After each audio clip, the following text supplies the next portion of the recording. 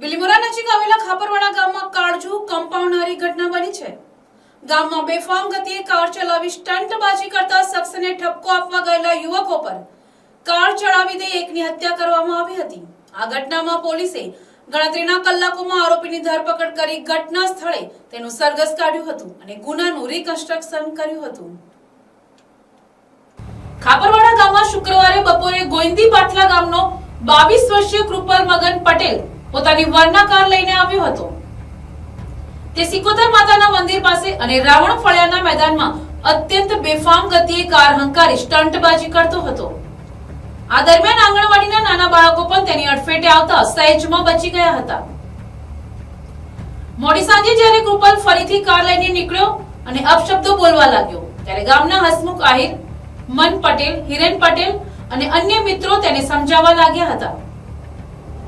યુવકોએ કૃપાલને તેની ગાડી ગમે તેમ ન ચલાવવા જણાવ્યું હતું। આ સાંભળતા જ કૃપાલ ઉશ્કેરાઈ ગયો હતો અને જોઈ લેવાની ધમકી આપી ત્યાંથી જતો રહ્યો હતો।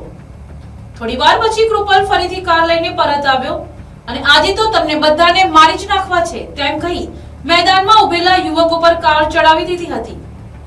હુમલામાં હસમુખ આહિર પટકાયા હતા।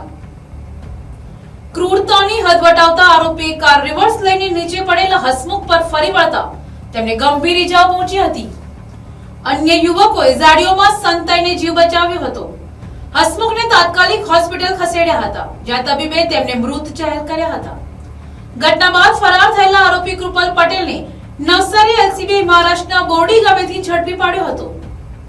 બિલીમોરા પોલીસે આરોપીને સાથે રાખી ઘટના સ્થળે તપાસ હાથ ધરી હતી।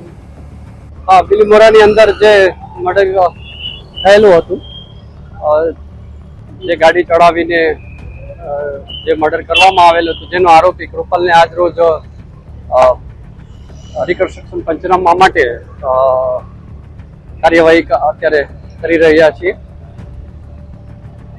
આરોપી કૃપાલની સાથે લઈ અને જે જગ્યાએથી એમણે જે મર્ડર અને જે રસ્તેથી નીકળ્યો હતો એની રિકન્સ્ટ્રક્શન પંચનામું કરી રહ્યા છીએ। Bureau report, NTC news, Navsari.